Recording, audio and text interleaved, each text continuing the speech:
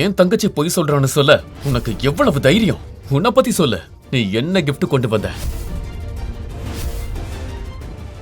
கடந்த 2 ஆண்டுகளாக தன் மீது விழுந்த அவமானங்களை தீபக் பொறுத்துக் கொண்டான்.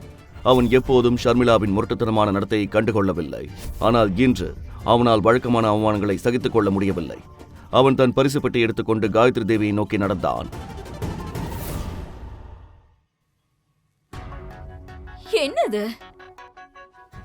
ஏன் பார்ட்டிக்கு பாண்டி பஜார்ல இருந்து வாங்கின ஒரு சீப் போதும். இன்னிலிருந்து இப்போலிருந்து சதாசிவம் குடும்பத்துல யாரா இருந்தாலும் எனக்கு கவலை இல்லை.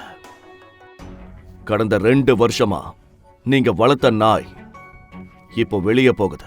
ஆனா ஒண்ணு ஞாபகம் வச்சுக்கோங்க, ஒரு நாள் என்ன மறுபடியும் கூப்பிடணும்னு நினைச்சா காயத்ரி தேவி என்கிட்ட மன்னிப்பு கேட்கணும். மறந்துடாதீங்க. ஹாப்பி பர்த்டே பாட்டிமா. முழு வீடியோவை பாக்கெட் FM தமிழ் யூடியூப் சேனலில் கண்டு மகிழுங்கள்.